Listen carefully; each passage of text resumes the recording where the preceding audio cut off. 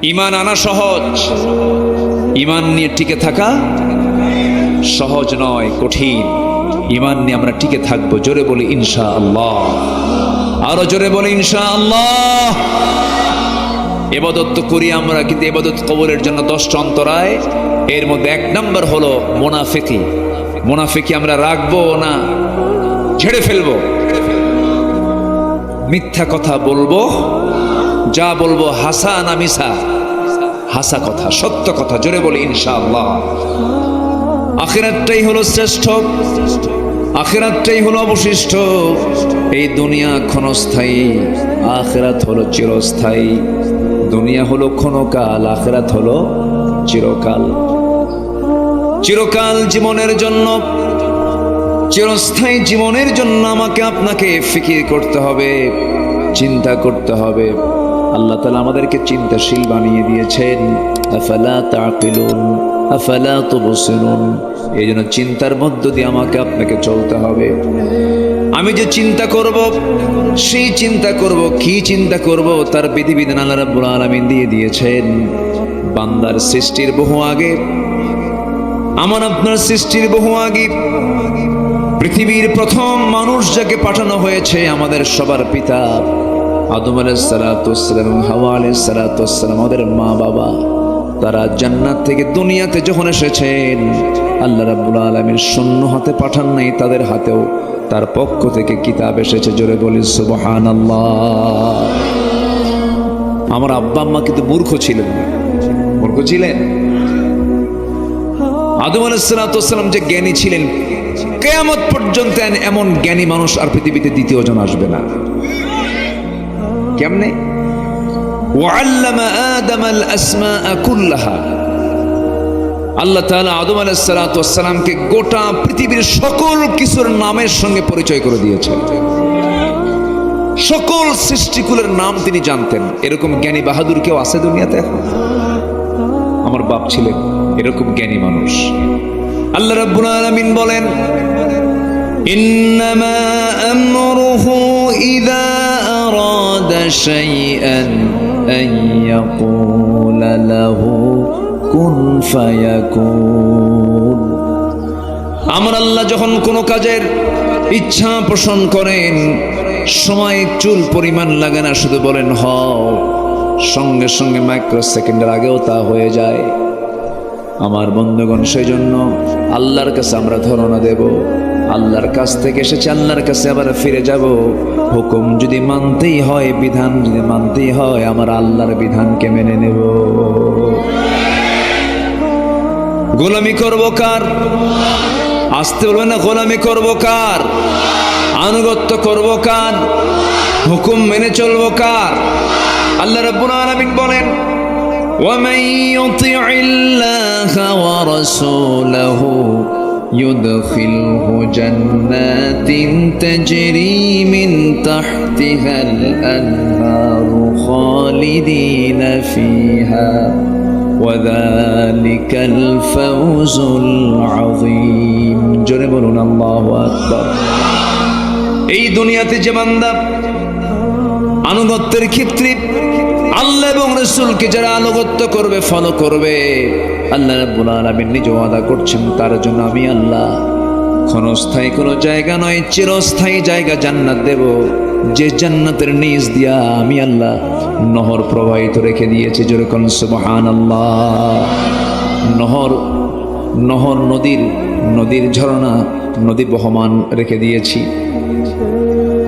আমার বন্ধুগণ, সেই জান্নাত পেতে হলে কারো আনুগত্য করা যাবে না, কারো ইত্তেবা করা যাবে না। আল্লাহ রাব্বুল আলামিন বান্দাকে বলছেন, বান্দায় এই দুনিয়াতে তোকে শুধুমাত্র কেবলমাত্র আমার গোলামের জন্য পাঠিয়ে দিয়েছে। এই জন্য আমরা নামাজের মধ্যে বলি, যারা পারেন ঠোঁট মিলিয়ে বলুন, ইয়্যাকা না'বুদু ওয়া ইয়্যাকা নাস্তাঈন ইহদিনাস সিরাতাল মুস্তাকিম সিরাতাল্লাযীনা আন'আমতা আলাইহিম গায়রিল মাগদুবি আলাইহিম ওয়ালাদ-দাল্লিন। এরপরে আরো জোরে জোরে। আমার বন্ধুগণ, আল্লাহর যে আমরা গোলামি করব, যে ইবাদত করব, সে ইবাদত কবুল হয় কিনা বুঝবো কেমনে? ইবাদত কবুল হয় না কেন? ইবাদত কবুল না হওয়ার পেছনে কিছু কারণ আছে।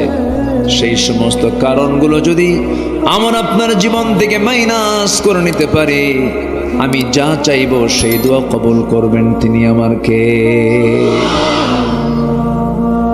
ইবাদত কবুলে কিছু অন্তরায় আছে।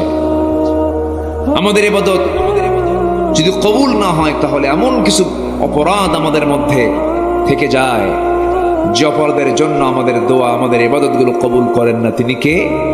আল্লাহ তাআলা। একটু মনোযোগ দিয়ে শুনুন। এক নাম্বার, অনেক লম্বা লম্বা কথা ছিল, সময় খুব অল্প, একটু একটু করে বলেই আমরা শেষের দিকে আস্তে আস্তে চলে যাব। সূরা নিসার 14 নম্বর এবং 15 নম্বর আয়াত আমি তেলাওয়াত করেছি। 13 এবং 14 নম্বর আয়াত আমি তেলাওয়াত দিয়ে শুরু করেছি। আল্লাহ রাব্বুল আলামিন একটা কাজের মধ্য দিয়ে জান্নাতের ঘোষণা করেছেন, আরেকটা অপকর্মের ফলাফল হিসেবে আল্লাহ রাব্বুল আলামিন জাহান্নামের কথা বলেছেন।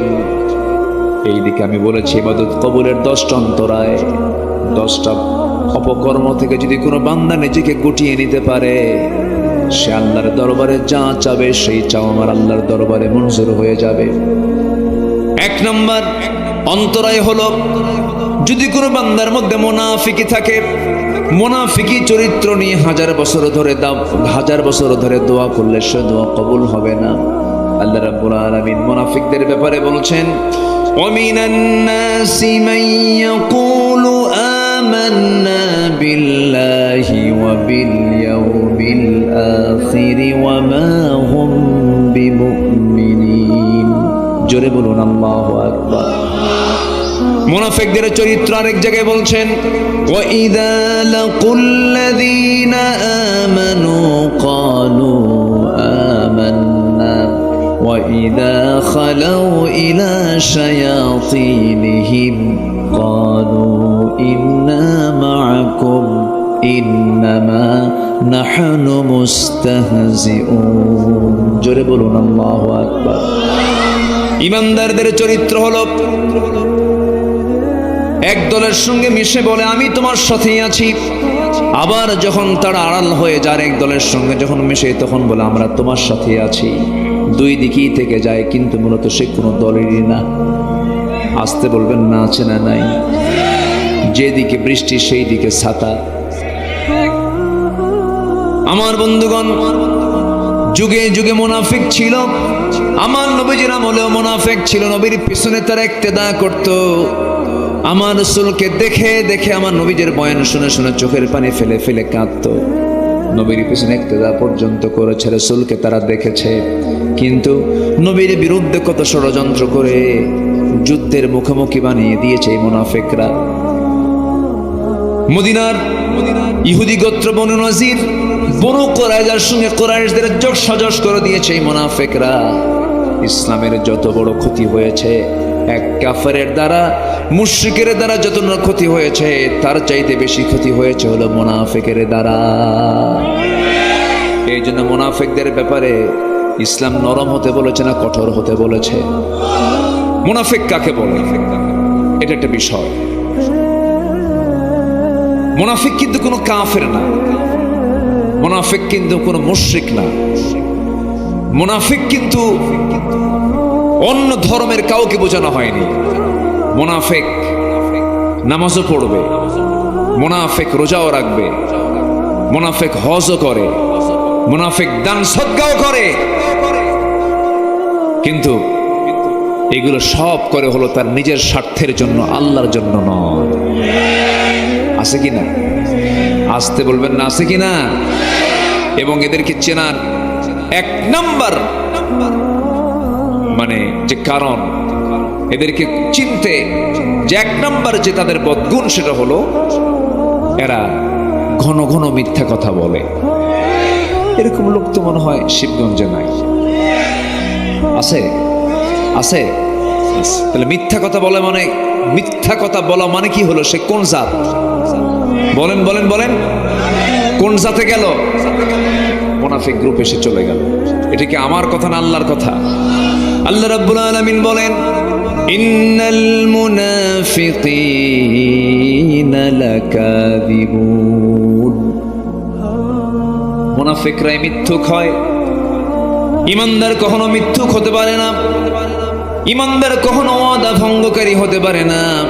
ঈমানদার কখনো আমানতের খেয়ানতকারী হতে পারে না। ঈমানদারদের চরিত্র কি কোরআনের বিভিন্ন জায়গায় এসেছে। মুত্তাকির চরিত্র, ঈমানদারদের চরিত্র কোরআনে আছে না নাই বলেন?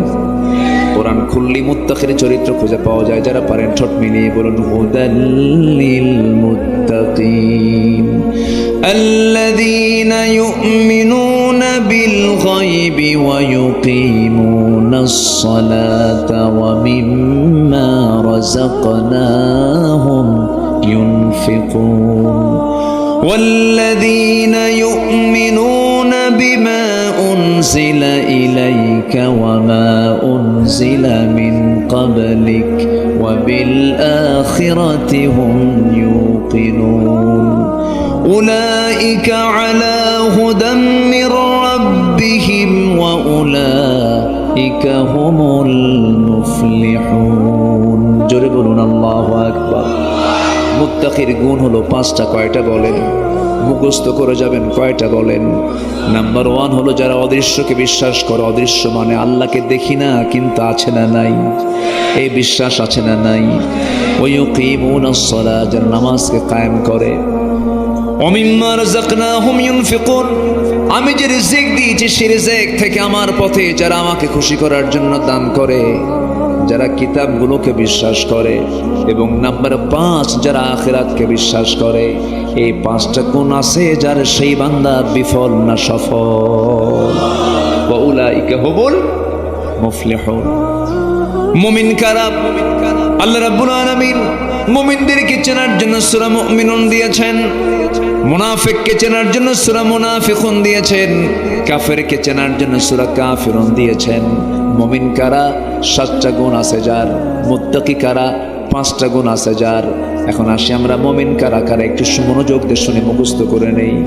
যারা পারেন ঠোঁট মিলিয়ে আমার সঙ্গে বলুন, قد أفلح المؤمنون الذين هم في صلاتهم خاشعون والذين هم عن اللغو معرضون والذين هم للزكاة فاعلون والذين هم لفروجهم حافظون إلا على أزواجهم أو ما ملكت أيمانهم فإنهم غير ملومين فمن ابتغى وراء ذلك فأولئك هم العادون والذين هم لأماناتهم وعهدهم راعون والذين هم على صلواتهم يحافظون أولئك هم الوارثون الذين يرثون الفردوس هم فيها خالدون জোরে বলুন আল্লাহু আকবার। আরো জোরে বলুন আল্লাহু আকবার। আমার বন্ধুগণ, মুমিন কারা? 7টা গুণ অর্জন করেছে যারা। নাম্বার 1 হলো যারা খুশুর সঙ্গে যারা নামাজটা পড়বে, 1 ওয়াক্ত না 5 ওয়াক্ত, 7 দিনে 1 দিন না 7 দিন, কয়বার?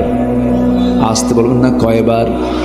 সময় না সময়, একা না জামাতে, বুঝে না না বুঝে, জেনে না না জেনে, যারা খুশুর সঙ্গে নামাজ পড়বে।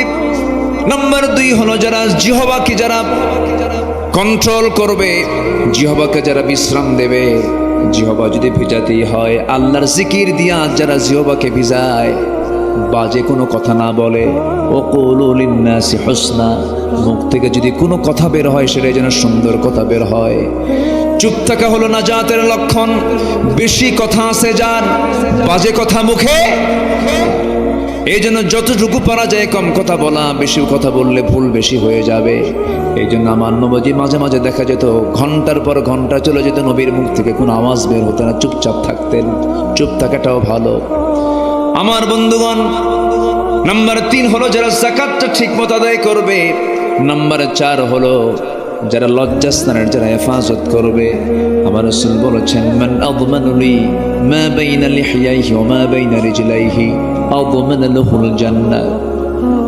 যে ব্যক্তি লজ্জাস্থানকে হেফাজত করবে এবং জিহ্বাকে যারা হেফাজত করবে, আমি রাসূল তার জন্য বেহেশতের জামিন হয়ে যাব।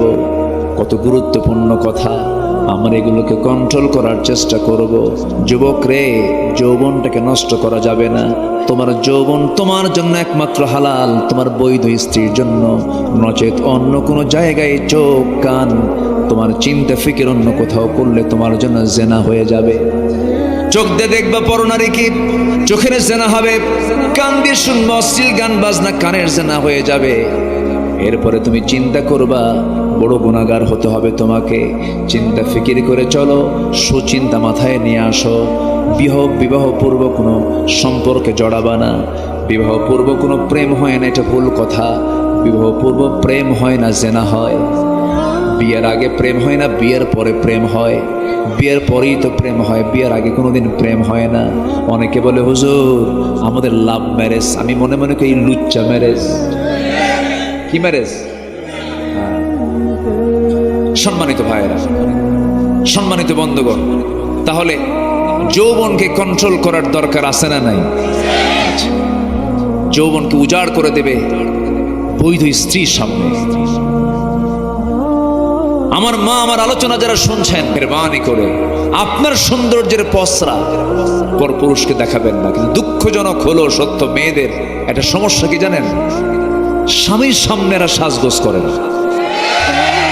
স্বামীর সামনে ছেঁড়া শাড়ি, মার্কেটে যাতে নতুন নতুন শাড়ি পরে। কারে দেখাবে ওখান তো? দোকানদারকে দেখাবে। হ্যাঁ, ওয়াজ কি শুধু আমি পারি? দোকানদারকে দেখাবে, রিক্সাওয়ালা ভ্যানওয়ালা দেখবে আর বলবে দেখ গেল গেল। নাউজুবিল্লাহ বলেন। আবার কিছু পুরুষও আছে সমস্যা, নিজের সুন্দরী বউ সে একা দেখে সন্তুষ্ট না, জাতিকে দেখাতেও সে সন্তুষ্ট হয়। এরকম কিছু মানে জাতীয় স্বামী আছে না নাই? স্বামী করে কি জানেন? বউটাকে নিয়ে হুন্ডায় চড়ে, হুন্ডায়, তাও নর্মাল কোনো হুন্ডা না, R15 লেটেস্ট ভার্সন। সে হুন্ডার আবার প্যাসেঞ্জার সিট হলো দোতলা আর ড্রাইভিং সিট হলো নিচতলা। ড্রাইভিং সিটের স্বামী বসে নিচে, দেখা যায় না, আর বউকে উঠায় দেয় দোতলায়, যেন জাতির দেখতে যেন অসুবিধা না হয়। হঠাৎ করে যদি হুন্ডা পার হয়ে যায়, যদি না দেখতে পারে, এটা কেমন মিস হয়ে যাবে। এই জন্য আবার যেদিক দিয়ে ধোঁয়া বের হয় হুন্ডার, স্যালেঞ্জার আউট করে, মানে বিকট আওয়াজ, যেন সব যেন ওইদিকে নজর দেয়। একদম কনসার্ট থেকে ইসরায়েল মোড় পর্যন্ত, রানীহাটি পর্যন্ত এক টান মারলে, এক টান মেরে জাতিকে দেখায় দিয়া সন্ধ্যার দিকে মহানন্দার পাশে গিয়ে নদীর তীরে, ভাবতেছেন হুজুর চেনা না এগুলো না? আচ্ছা, নদীর তীরে গিয়ে বউটাকে লাল লিপস্টিক, মাথার চুলটা খুলে দিয়ে, লাল শাড়ি পরায় দিয়া, কোমর পিঠ বের করায় দিয়া, চোখে কি বলে, চোখে আশকারা মাস্কারা দিয়া, আর কি বলে গোটা মুখ জুড়ে আটা ময়দা মাখায় দিয়া, বাস 16 Pro Max আইফোন দিয়া ছবি একখান তুলে সেই ছবি ফেসবুকে আপলোড কইরা লিখতেছে ক্যাপশন, প্রিয় ভাইয়েরা আসুন আমার বউটাকে সবাই মিলে জামাতের সাথে দেখি। যেরকম নাউজুবিল্লাহ, এরকম কপাল পড়া কিছু বেয়াদব অসভ্য স্বামী আছে না নাই? কত বড় জেনাকার এগুলো, বদমাইশ এগুলো, এগুলো হচ্ছে দায়ুস। আর দায়ুস লা ইয়াদখুলুল জান্নাত, দায়ুসরা কখনো জান্নাত পাবে না, জান্নাতে প্রবেশ করতে পারবে না। আল্লাহ তাআলা এই সমস্ত অপকর্ম থেকে এই জাতিকে হেফাজত করুন, জোরে বলি আমিন। আরো জোরে আমিন। সম্মানিত ভাইয়েরা, আমরা এক নম্বর চরিত্র আমরা শুনলাম, যে চরিত্র আমার আপনার মধ্যে থাকলে পরে আমার আপনার কোন ইবাদত কবুল করবেন না, তিনি কে? সেটা কোন চরিত্র বলেন তো? মুনাফিকি। মুনাফিকি রাখা যাবে না।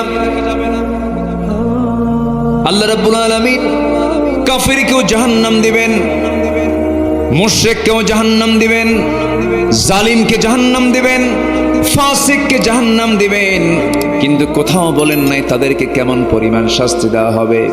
কিন্তু মুনাফিকদের ব্যাপারে কত ভয়ঙ্কর আয়াত নাজিল হয়েছে, যারা পারেন ঠোঁট মিলিয়ে বলুন, ইন্নাল মুনাফিকিনা ফিদ দারকিল আসফালি মিনান নার ওয়া লা তাজিদ লাহুম নাসীরা।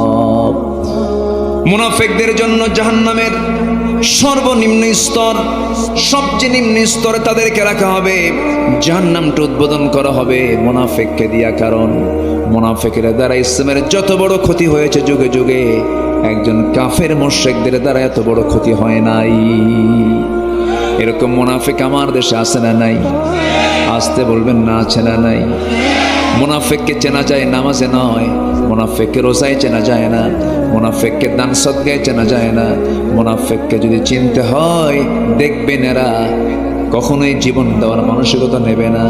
এরা মানুষকে পাঠায় দেবে, কিন্তু যত যত যত রক্ত লাগে সব দিয়ে দেব, প্রয়োজনে লোক পাঠাবো, আমি যাব না। এরা কি? আরো যেরকম এরা কি? মুনাফিক। যত রক্ত লাগে দেব, প্রয়োজনে লোক পাঠাবো, আমি যাব না। মুনাফিককে নামাজে চেনা যায় না, মুনাফিককে রোজায় চেনা যায় না, মুনাফিককে হজে চেনা যায় না, মুনাফিককে চেনা যায় হলো জিহাদের ময়দানে। ওরা জিহাদে যাবে না, মরতে রাজি নাই। আন্দোলন করব, নেতা হব, কিন্তু মরবো না। অনলাইন থেকে ব্রিফ করে, ভাইরা আমার যুদ্ধে নামুন। উনি দেশের বাইরে আছে না নাই? আমার রাসূল এমন নেতৃত্ব দেননি। আমার রাসূল ছিলেন জিহাদের ময়দানে পিছনে না আগে? মার খেয়েছেন কম না বেশি? বেশি। সম্মানিত ভাইয়েরা, আমার নবী উহুদের ময়দানে সবচেয়ে কণ্টকাকীর্ণ একটা জিহাদের ময়দান ছিল উহুদের ময়দান। এত কঠিন একটা যুদ্ধ। আমি যখনই মদিনায় যাই, উহুদের প্রান্তরে আমি না গেলে ভাল লাগে না, আমি চলে যাই। আহারে, ওই ময়দানে আমার নবীর দুটো দাঁত ভেঙে পড়েছিল।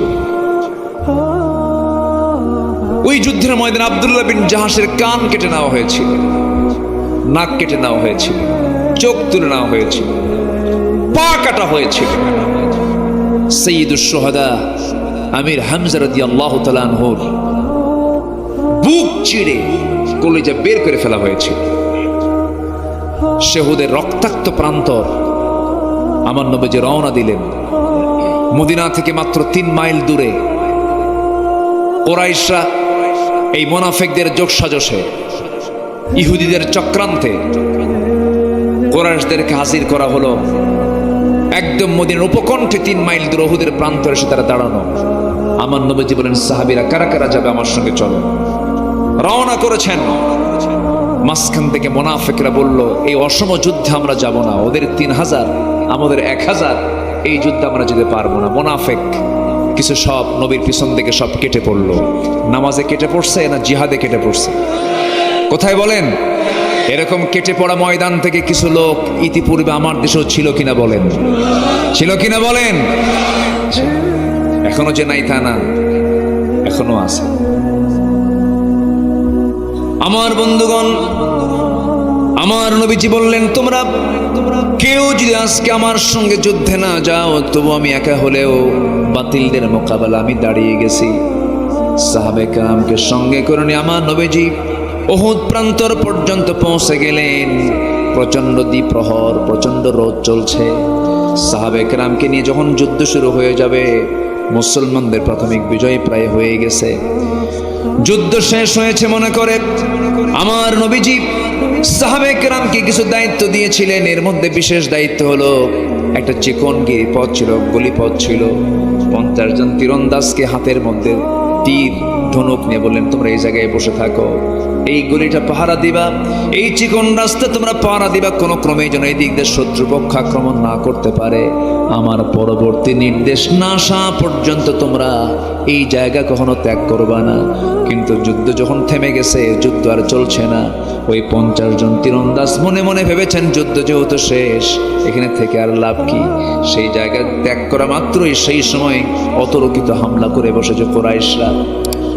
ওই দিক দিয়ে অতর্কিত হামলা করে তাদের মূল লক্ষ্য ছিল, সবার সঙ্গে আমাদের যুদ্ধ করার দরকার নাই, সবার বিরুদ্ধে আমাদের লড়াই করার দরকার নাই, তরবারি ধরার দরকার নাই, একজন ব্যক্তিকে শেষ করলে সব খতম হয়ে যাবে। রাসূলকে তারা টার্গেট করলো, দূর থেকে বৃষ্টির মতো তীর মারা শুরু করে দিয়েছে।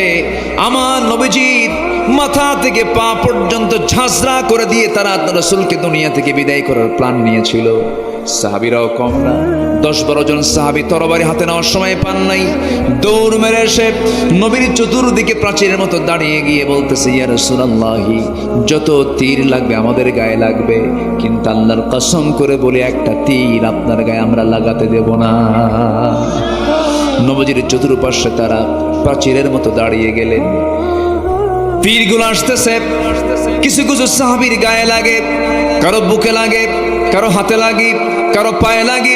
এক সাহাবীর চোখের মধ্যে তীর ঢুকে গেছে, ফিনকি দিয়ে রক্ত পড়া শুরু হয়ে গেছে, চোখটা উপরে গিয়ে হাতের উপরে হাতের তালুতে পড়ে আছে। আমার রাসূল বলেছেন, কাতাদা আমার দিকে আগায় রে। আমার নবীজি সেই পতিত চোখটা হাতের মধ্যে নিয়ে মুখের থুতু দিয়া চোখের জায়গায় লেপন করে দিলেন, আগের চোখের মতো স্বাভাবিক হয়ে গেল। আমার নবীজির মুজিজা প্রকাশ পেয়ে গেল।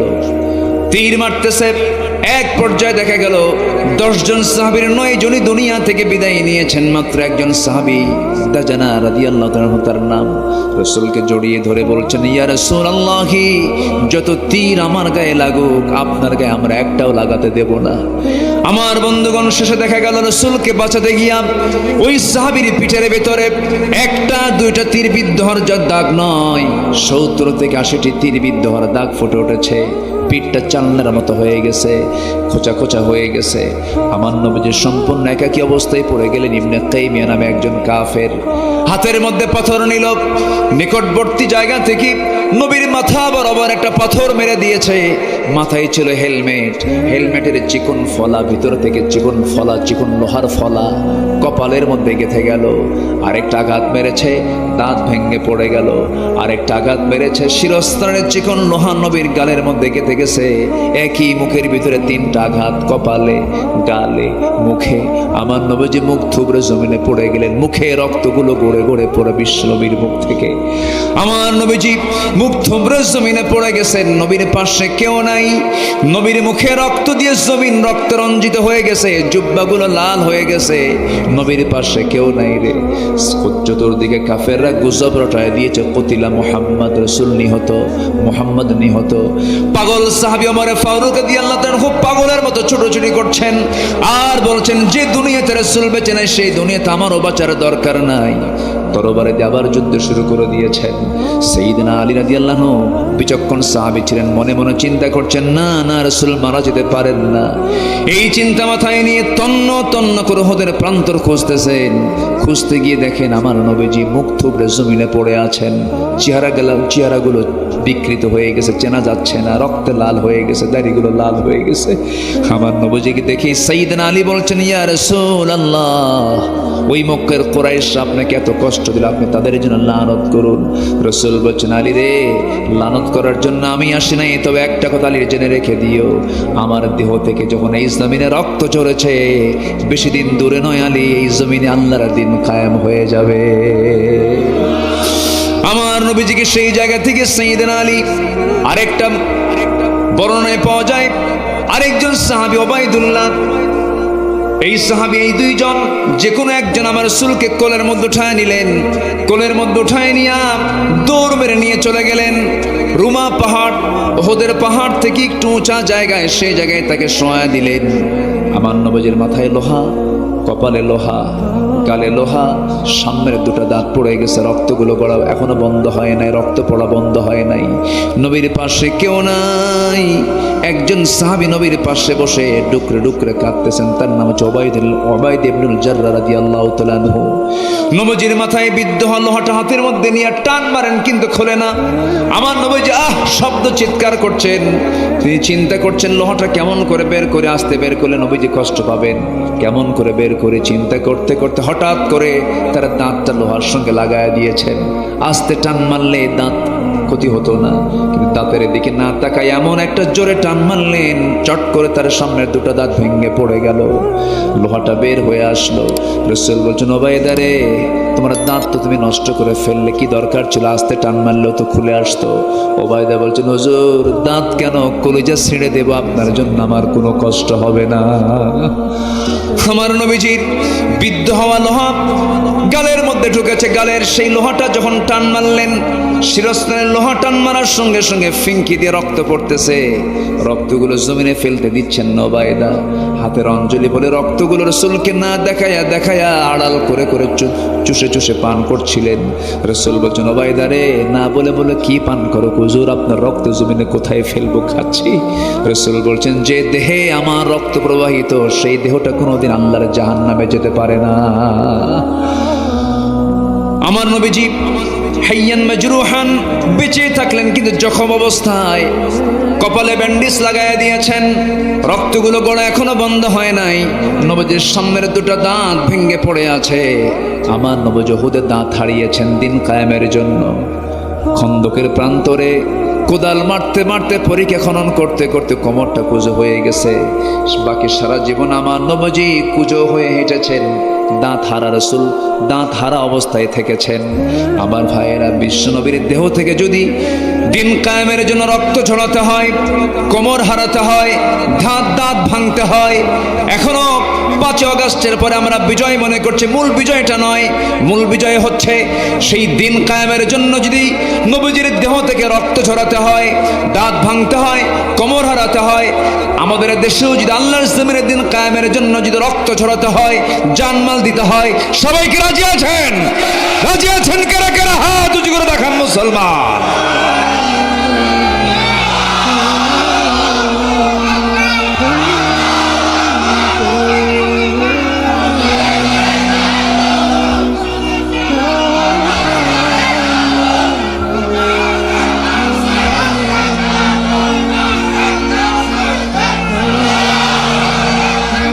আল্লাহ কবুল করুন, জোরে বলে আমিন, আরো জোরে আমিন।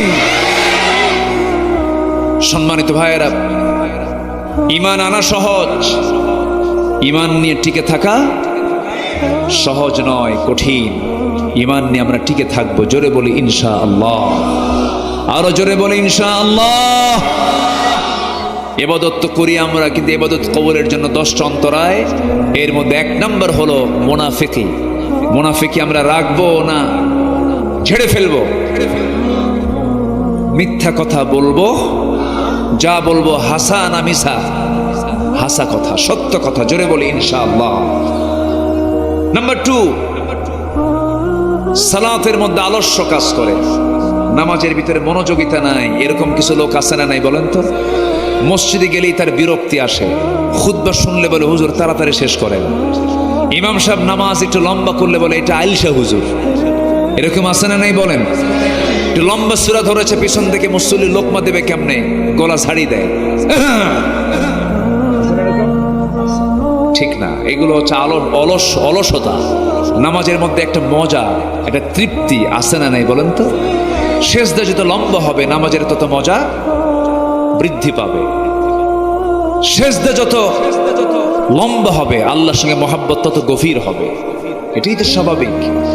সাইয়েদনা ওসমান রাদিয়াল্লাহু তাআলা আনহু গোটা রাত নামাজ পড়েছেন, এশার নামাজ পড়ে, নফল নামাজ, সারা রাত চলে গেছে, মাত্র 2 রাকাত নামাজ শেষ হয়েছে।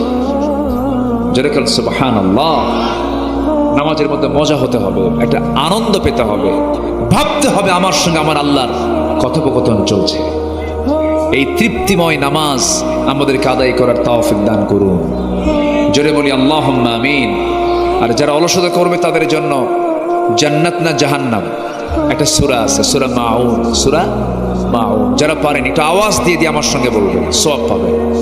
আল্লাহ রাব্বুল আলামিন বলেন, ফাওয়াইলুল লিল মুসাল্লিনা আল্লাযীনা হুম আন সালাতিহিম সাহুন আল্লাযীনা হুম ইউরাউন ওয়া ইয়ামনাউনাল মাউন।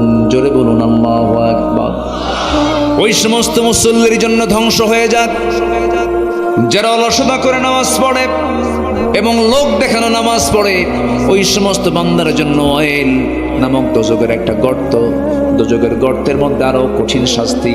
এই দুনিয়ার যে জেলখানা আছে, জেলখানার মধ্যে আরেকটা আছে সেল, জেলের চেয়ে ভয়ঙ্কর জায়গা। তেমনি জাহান্নামের মধ্যে কিছু কিছু গর্ত আছে, একটা গর্তের নাম হচ্ছে ওয়াইল নামক একটা গর্ত, আরেকটা আছে গাই নামক একটা গর্ত। সেই গাই নামক গর্তটা তো আল্লাহ রাব্বুল আলামিন বেনামাজিকে ঢুকাবেন। সূরা মারিয়ামের মধ্যে আল্লাহ রাব্বুল আলামিন বলেন, فخلف من بعدهم خلف أضاعوا الصلاة واتبعوا الشهوات فسوف يلقون غيا। জোরে বলুন আল্লাহু আকবার। যে সমস্ত বান্দারা দুনিয়ার জিন্দেগিতে নামাজকে নষ্ট করেছে এবং যারা যারা নফসের দাসত্ব করেছে, এই দুইটা দুশ্চরিত্রের কারণে, দুইটা খারাপ আচরণের কারণে আল্লাহ রাব্বুল আলামিন তাদেরকে শুধু জাহান্নাম দেবেন না, জাহান্নামের গর্ত গাই নামক গর্তের মধ্যে তাদেরকে ঢুকায় মারবেন। সেই গর্তের মধ্যে ঢুকতে চাই নাকি আমরা? সেই জাহান্নামে যেতে চাই নাকি আমরা? নামাজ পড়বো কয় ওয়াক্ত? আসতে বলবেন না, কয় ওয়াক্ত নামাজ? আমার বন্ধুগণ বুকটা ফেটে যায়, দুঃখে বুকটা ফেটে যায়। আমার দেশে 18 কোটি মুসলমান থাকার পরেও মসজিদ ভরে না। ফজরের সময় আজান দেয় মুসল্লি মোট 3 জন, ইমাম মুয়াজ্জিন খাদেম। ইমাম মুয়াজ্জিন খাদেম। একটা আদর্শ গ্রামের পরিচয় হলো, সেই গ্রাম কি আদর্শ গ্রাম বলা যাবে যে গ্রামের মসজিদের মুসল্লি জোহরের চাইতে, আসরের চাইতে, মাগরিবের চাইতে ফজর নামাজ এবং এশার নামাজে মসজিদের মুসল্লি বেশি থাকবে, ঠিক কিনা? কারণ সন্ধ্যা হলে মানুষ কোথায় যায়? বাড়িতে ফিরে। আর বাড়িতে গেলেই তার নামাজ হয় এশার নামাজ আর ফজর নামাজ। সে বাড়িতে পড়বে না বাসায় মসজিদে পড়বে? তাহলে মসজিদে মুসল্লি হওয়া দরকার কোন ওয়াক্তে বেশি? ফজর এবং এশা। আমার রাসূল বলেছেন, যদি কোনো বান্দা ফজর এবং এশার নামাজ যদি জামাতের সঙ্গে আদায় করতে পারে, মহান রব্বুল আলামিন বলেন, আমার রাসূল বলে দিয়েছেন, সেই বান্দার জন্য আমার আল্লাহ গোটা রাত কিয়ামুল লাইল করলে পরে, নামাজ পড়লে পরে যে সওয়াব তার সমান সুবহান রব্বুল আলামিন তার আমল নামায় দিয়ে দেন। নামাজ পড়বো, জোরে বলি ইনশাআল্লাহ। অলসতা না যত্ন? নামাজটা হবে অলসতায় না যত্নে? যত্নের মধ্যে আমরা পড়বো, জোরে বলি ইনশাআল্লাহ। ইবাদত কবরের অন্তরায় মোট কয়টা বলেন? বলছি কয়টা? 2টা, আরো আছে কয়টা? 8টা। শুনবেন? আগ্রহ আছে এখনো? জি, জোরে বলি ইনশাআল্লাহ। নাম্বার 3 হলো আল্লাহ এবং রাসূলের চরমবদ্ধতা এবং সীমালঙ্ঘন। যেখান থেকে আমি তেলাওয়াত দিয়ে শুরু করেছি, সূরা নিসার 14 নম্বর আয়াত।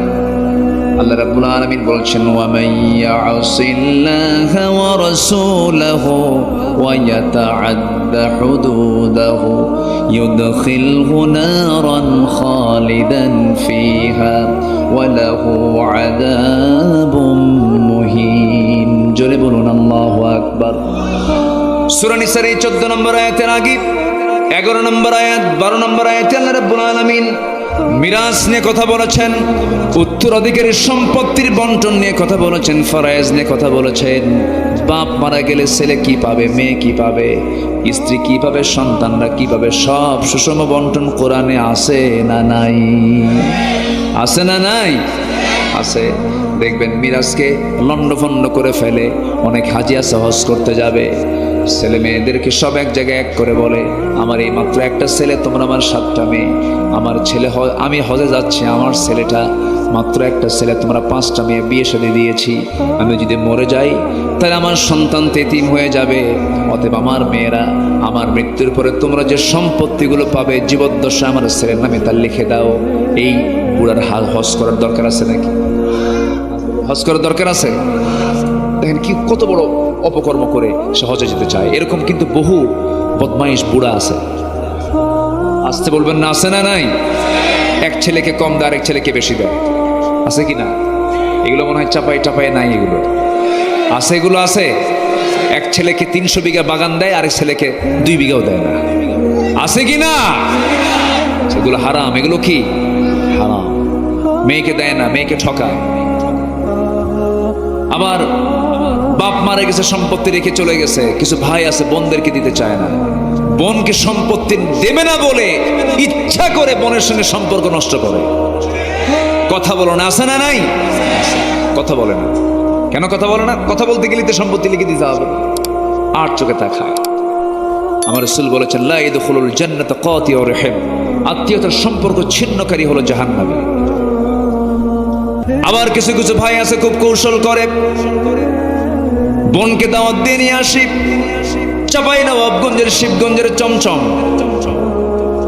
নাটোরের কাঁচাগোল্লা, বগুড়ার দই, যশোরের খই, টাঙ্গাইলের চমচম, কুমিল্লার রসমালাই, দুনিয়ার সব মিষ্টি এক জায়গায় করে বোনকে পাশে বসায় খাওয়া দিয়া, পাম্পটে দিয়া বোনকে বসায় দিয়ে আবার সুন্দর করে ওয়াজ করে, বোন রাগ করুন, একটা কথা বলি কি, অংশ নিলে কিন্তু ধ্বংস হয়। কত বড় শয়তান এটা, আছে কিনা বলেন, আছে কিনা? এগুলো করা যাবে না, এগুলো সীমা লঙ্ঘন করা।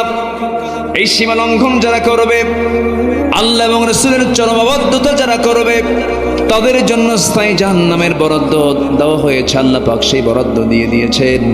সীমা লঙ্ঘন তোমরা করতে যাবে না। আমার আইনের বিপরীত কোনো কাজ করলেই তোমার সীমা লঙ্ঘন করে ফেলবে। তিলকা হুদুদুল্লাহ, আমার সীমাকে তোমরা লঙ্ঘন করতে পারবে না। নম্বরে 4 হলো আল্লাহর সঙ্গে যারা শিরিক করবে। কি করবে? 21শে ফেব্রুয়ারি আসে না নাই বলেন? জুতা পায় না খালি পায়? এই এই ওঠে কে? বসে, এই বসে, বসো। কষ্ট পাচ্ছেন আপনারা? কষ্ট পাচ্ছেন? বসো। কত রাত কেটে যায়, কত কাজে। রাত 3টার দিকে, গতবারের আগের বার বিশ্বকাপ খেলা, রাত 3টার দিকে আমাকে হঠাৎ করে একজন ফোন দিছে। আমি চিড়াগাং থেকে মাহফিল করে ঢাকায় ফিরতেছিলাম গাড়িতে। ফোন দিয়ে বলে, হুজুর আমি আপনার খুব ভক্ত, আপনার ওয়াজ শুনি। তো এত রাতে ফোন দিয়েছেন কেন? হুজুর আমি ওযু করে তাহাজ্জুদ পড়লাম, কিছুক্ষণ পর খেলা শুরু হবে, এটা দোয়া করেন আমার দলটা যেন জিতে। দেখছেন, সে তাহাজ্জুদ পড়ছে, ওযু বানাইছে, আর শেষ রাতে উঠে কি দেখবে? খেলা দেখবে। জাতি যে কত প্রকারের আছে। আমরা একটু বসি, 10টা পয়েন্ট আমরা শেষ করব, ঠিক আছে না? এই ময়দান আমার অত্যন্ত পুরাতন ময়দান। আজ থেকে 11 বছর আগে এই মাহফিল আমি এসেছিলাম। আমার সুরতের তেমন চেঞ্জ নাই। আমাকে যারা শোনেন, আমার এই মাহফিল অঙ্গনে প্রায় 26 বছর আমার চলছে। 26 বছর। তো 11 বছরের 13 বছর আগে আপনারা যা আমাকে দেখছেন এখনো তাই আছে। গায়ে কয়েকশো টাকা গোস্ত আছে। এই আলহামদুলিল্লাহ। না, আল্লাহ যেন সুস্থ রাখেন, আল্লাহ যেন কবুল করেন। জোরে বলি আল্লাহুম্মা আমিন। গোটা দুনিয়া আপনার নামে দলিল হলো, কিন্তু ক্যান্সার লাভ আছে? লাভ। আল্লাহ সবাইকে সুস্থ রাখো। সম্পত্তি দিয়ে কি করবেনটা কি? সম্পত্তির পাহাড় বানিয়েছিল সালমান এফ রহমান। হ্যাঁ, কত টাকা তার, হলমার্ক সহ, শেয়ার বাজার সহ ডাকাতি করেছে। কি করেছে? কি করেছে? ডাকাতি করেছে, টাকা পাচার করেছে। বাঁচার জন্য চেষ্টাও করলো, টাকা দিয়ে নাকি সব হয়। কই সব হলো? চললো নৌকায়। সে নৌকা এমন নৌকা, নৌকার ভিড়ল না। কোস্টগার্ডের সামনে ধরা খেয়ে গেল তার বন্ধু। আইনমন্ত্রীকে ধরা ফেলা মাত্র, আইনমন্ত্রীকে নিয়ে যাচ্ছে, চুপ করে বসে আছে দরবেশ। চেনে না, কারণ চেনার কায়দাও নাই। তো বোঝেন নাই? মাথার চুলটা কলা বানাইছে, উপায় নাই, লুঙ্গি পরছে এবং একটা টি শার্ট পরেছে অথবা একটা গেঞ্জি পরেছে। দেখার কোনো উপায় নেই, বোঝার কোনো কায়দায় নেই, ভাবছে মাসালা অথবা গোস্তওয়ালা, এরকম একটা ভাবসা, অথবা সবজি বিক্রেতা, চিনতে পারে না। নিয়ে যাচ্ছে আইনমন্ত্রীকে, বারবার আইনমন্ত্রী বলে আপনি আমার একা নিয়ে যান কেন? আসামিকে আরেকজন চোখে পড়ে না? কই কই যে চিনে না তো, ভালো করে দেখো, দরবেশ। কে বসে আছে? দরবেশ। দরবেশ নয়, ধরবেশ। কি ধরেছে বেশ, আসলে সে দরবেশ। যুবকরা আতি পাতি নোংরা গাঁজা খায়, বিড়ি খায়, চাঁদাবাজি করে, সন্ত্রাসী করে যে দলের লোকেরা, আসলে পরে ফুটবল মারবো, ফুটবল। রাজি আছো সবাই? এগুলোর দিন শেষ। ঘুরে দাঁড়াও, তুমি একজন একা বাংলাদেশ, কোন সন্ত্রাসী চাঁদাবাজির কোন স্থান এই জমিনে হবে না। তোমাদের রক্ত ঝরেছে, তোমার ভাই মুগ্ধ পানি লাগবে পানি লাগবে বলে বলে শাহাদত বরণ করেছে। আবু সাইদ মেধাবী ছাত্র দুহাত উঁচু করে বুক পাতিয়ে দিয়ে এই দেশের মানুষকে জুলুম থেকে মুক্ত হওয়ার আন্দোলনে শহীদ হয়েছে। আবার কিছু মুফতি বের হয়েছে, এরা কি আসলেই শহীদ? তুই কি? হ্যাঁ, জীবন দেওয়া সস্তা? জীবন দেওয়া কি সস্তা কাম? জীবন দেওয়া তো সস্তা না। জীবন দিতে হলে হিম্মত লাগে, ঈমান লাগে, ঠিক কিনা বলেন? ঈমান লাগে। আমার রাসূল বলেছেন, যদি কোনো বান্দা আগুনে পুড়ে মারা যায় শহীদ, পানিতে ডুবে মারা যায় শহীদ, বিদ্যুৎ স্পৃষ্ট হয়ে মারা গেছে শহীদ, শুক্রবারে মারা গেছে শহীদ। আর একটা জাতিকে, একটা ইমানদার বাঁচানোর জন্য অন্যের প্রতিবাদ করতে গেছে, তাকে গুলি করেছে। প্রশ্ন কোথায়? সে কি আসলেই শহীদ? তুই মুনাফেক। কথা ক্লিয়ার? কথা ক্লিয়ার? শহীদের অন্যতম শর্ত হলো সেই লোকটাকে ইমানদার হতে হবে। কি হতে হবে? আমার দেশে যদি হিন্দু শহীদ হয়, শহীদ আনন্দ কুমার মহন্ত, এক জায়গায় লেখা দেখি, লেখা আছে শহীদ আনন্দ কুমার মহন্ত, হিন্দু শহীদ হয়। হিন্দুদের পরিভাষায় কিন্তু শহীদ কোন শব্দ আছে কোন? তাদের পরিভাষায় তো নাই, জোর করে বানায়। আমার দেশে কিছু উল্লুক ফাল্লুক আছে না নাই? আমার দেশে খতিবের পদ জোর করে আদায় করে। এক খতিব জোর করে আদায় করছিল। 5ই আগস্টের পর নিখোঁজ সংবাদ, খতিব নাই। কি নাই? নিখোঁজ সংবাদ কি নাই? খতিব নাই। মসজিদের খতিব উধাও নাই, নাই নাই নাই নাই নাই। 2 সপ্তাহ পর সাঙ্গ পাঙ্গনিকটা হাজির হয়েছিল। কি বলে? মেম্বারে উঠতেই পারে নাই, এমন জুতা মারা শুরু হয়েছে। বের হয়ে চলে গিয়ে সাংবাদিকদের সামনে ব্রিফ করতে নিয়ে বলতেছে, একটা জুতাও আমার গায়ে লাগে নাই। এই হচ্ছে এদের অবস্থা। লজ্জা শরম থাকলে কি এগুলো করে? যুগে যুগে মোনাফেক ছিল, এখনো টুপিওয়ালা কিছু মোনাফেক আছে। টুপিওয়ালা দাড়িওয়ালা কিছু মোনাফেক আছে না নাই? ওদের এলেমও আছে, কিন্তু এলেমটা কাজে লাগাই হলো বাতিলদের সঙ্গে। আছে কি না? এদেরকেও চিহ্নিত রাখা দরকার। বিগত 16 বছর যারা সবচেয়ে বেশি সুযোগ সুবিধা গ্রহণ করেছে, অবশ্যই তাদের মধ্যে ভেজাল আছে। মাত্র 5 আগস্টের মাত্র কয়েকদিন আগে এই দেশের এত শত দল থাকার পরেও একটা দলকে নিষিদ্ধ করেছে। শুধু কয়টা দল? আরো ইসলামী দল আছে না নাই? আরো ইসলামী দল আছে না নাই? কোন দলকে নিষিদ্ধ হয়েছিল? কয়টা দল নিষিদ্ধ হয়েছিল? ওরা ঠিকই হক চেনে। তুমি হক চিনো না, বাতিল কিন্তু ঠিকই হক চেনে। কোন ইসলামী দল তার কাছে মনে হয় না ইসলামী দল, এটাই দল ইসলামী, এটাই নিষিদ্ধ করতে হবে। এটা ইসলামী দল, গতানুগতিক ইসলামী দল নয়। ওরা কোন ইসলামী দলকে মিন করেনি, তারা ইসলামকে মিন করে ইসলামী দল নিষিদ্ধ করতে চেয়েছিল, ইসলামকে নিষিদ্ধ করতে চেয়েছিল। ইসলামকে নিষিদ্ধ করতে গিয়ে আল্লাহ তাদেরকে নিষিদ্ধ করে দিয়েছেন। কথা ক্লিয়ার? কথা ক্লিয়ার? আগুনে ফু দিলে আগুন নিভে যায়, আগুনে ফু দিলে আগুন দ্বিগুণ দ্বিগুণ জ্বলে ওঠে।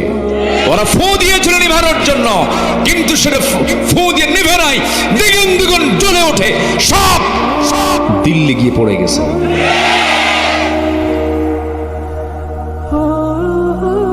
যে বাড়ি হোক, আমি যাকে এবার ব্যাখ্যাও দেয়, দেখেন ওয়াজ করি আমি, ব্যাখ্যা দেন আপনি, তাহলে তো মহা মুশকিল। আসুন দোয়া করি, আলোচনা চালাবো, আলোচনা চলো, হুজুর মরুক।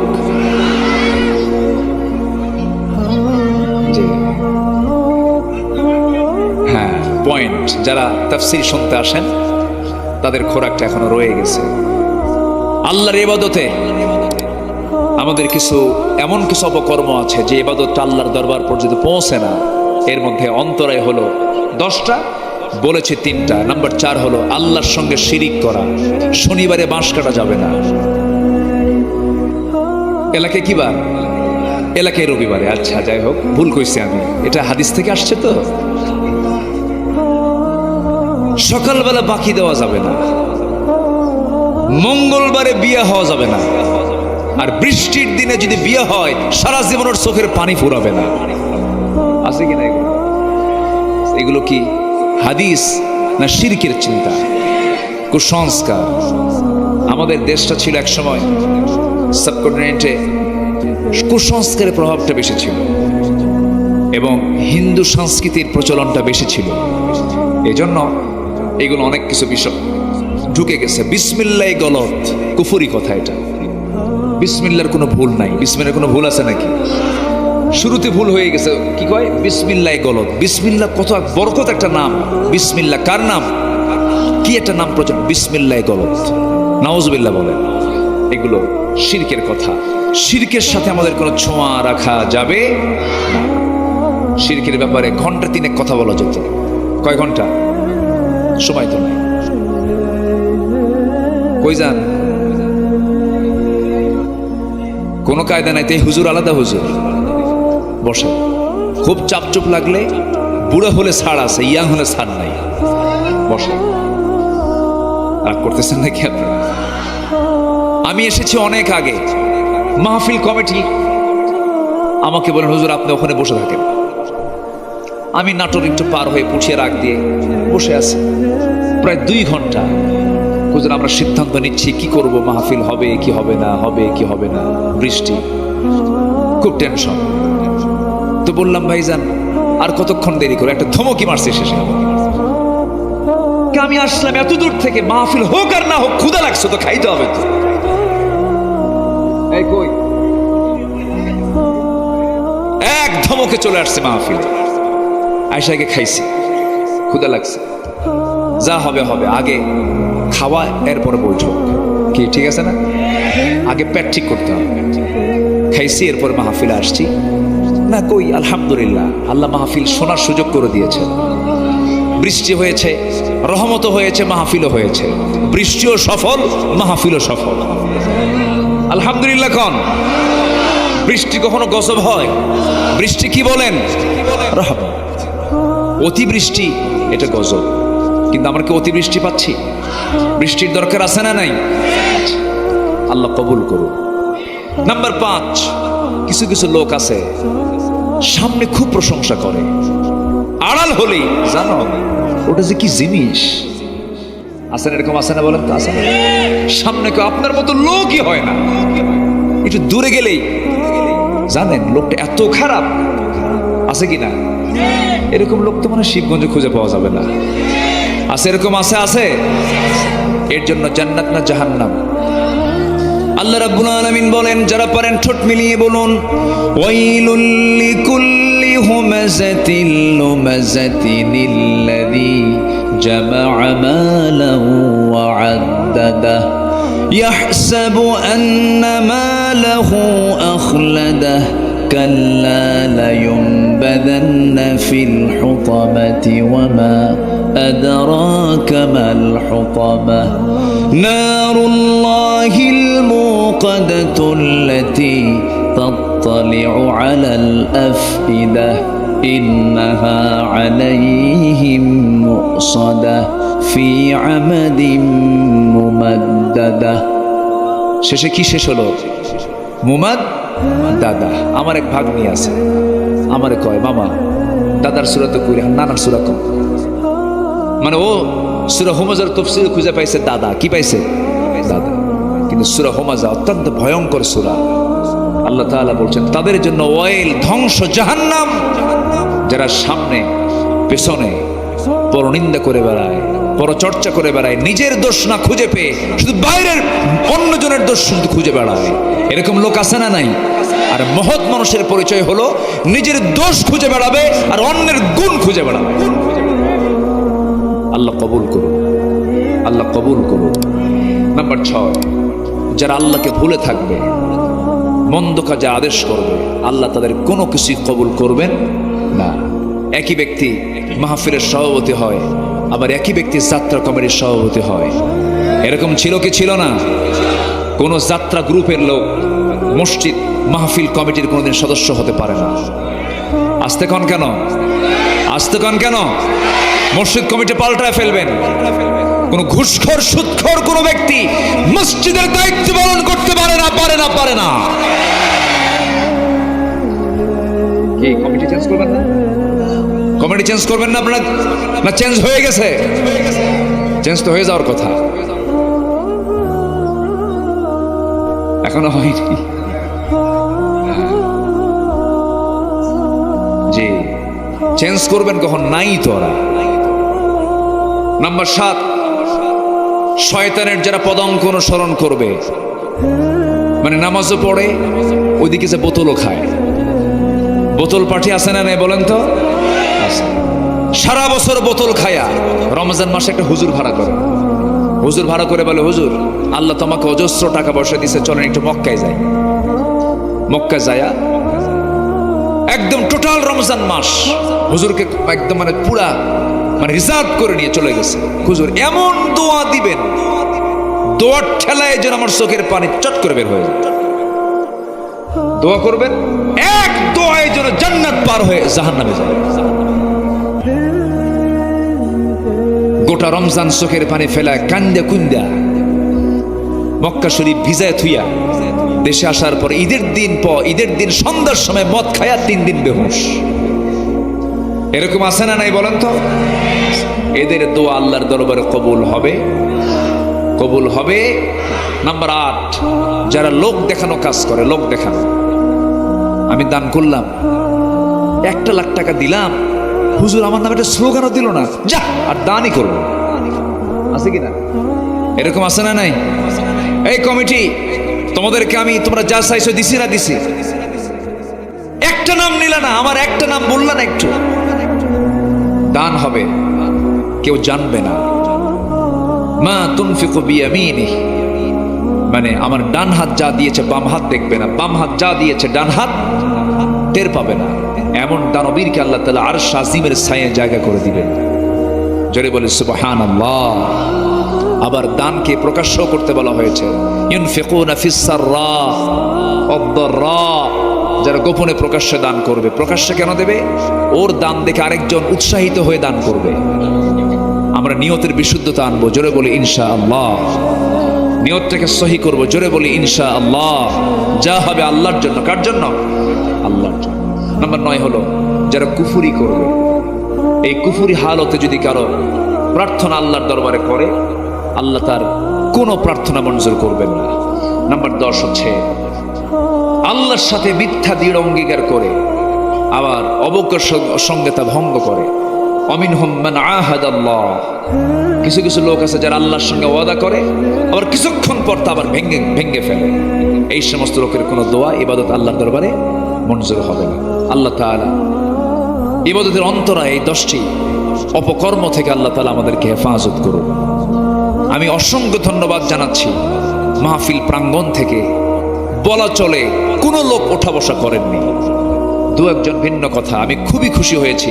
আল্লাহ তুমি কালুপুরের এই মাহফিলকে তুমি আল্লাহ কবুল করো। তো কালুপুর এসে দেখো তো আমি কোনো কালু মানুষ দেখতেছি না, সব তো সুন্দর মানুষ। তো কালু নামটা রাখলো, এত সুন্দর, দেখে কি সুন্দর চেহারা। কোনো কালো মানুষ নাই, কিছু নাই, কিন্তু নামটা কালুপুর হলো কেমন? হ্যাঁ, হয়তো আগের কোনো লোক ছিল কালু, এই জন্য কালুপুর হয়ে আছে। এই বসে কেন? বসেন, দোয়া করবেন না? জি, যিনি দোয়া না করবেন আমি ভাববো তিনি কৃপণ। আব্বা আম্মা আছে না নাই বলেন? আব্বা আম্মার জন্য যে দোয়া করে না সে কি মানে উদার সন্তান না কৃপণ সন্তান? আব্বা আম্মার জন্য দোয়া করবো আমরা, দোয়া থেকে কেউ মাহরুম হবেন না। সবাই বসেন। আজকে 1টা বেজে গেছে, আমি মাহফিল শেষ করে ফেলি 11টার মধ্যে, বড় জোর। সেখানে 1টা বেজে গেল, কেউ ওঠেন নাই। আমার কাছে এটাকে একটা ইতিহাসের মতো মনে হচ্ছে যে মানুষ এত রাতে আলোচনা শুনে। আমি যদি আরো 1 ঘন্টা 2 ঘন্টা চালাতাম মনে হয় বসেই থাকতেন আপনারা। আবার হবে, খুব ভালো। ধৈর্য ধারণ করার শক্তি দাও গো মেহেরবান, আমায় দাও গো মেহেরবান। জোরে বলি আমিন। বুকের ভেতর ব্যথার নদী বইছে অবিরাম, বইছে বইছে অবিরাম। ধৈর্য ধারণ করার শক্তি দাও গো মেহেরবান, আমায় দাও গো মেহেরবান। ধৈর্য ধারণ করার শক্তি দাও গো মেহেরবান, আমায় দাও গো মেহেরবান। আধার আমার আলো দিয়ে, আধার আমার আলো দিয়ে দাও গো জোয়ার। ভুলে গেছি আমি। কানায় কানায় দাও ভরিয়ে, আধার আমার আলো দিয়ে কানায় কানায় দাও ভরিয়ে। অন্তর জোড়ে দাও গো প্রভু ভোরের পাখির গান। বুকের ভেতর ব্যথার নদী বইছে অবিরাম, বইছে বইছে অবিরাম।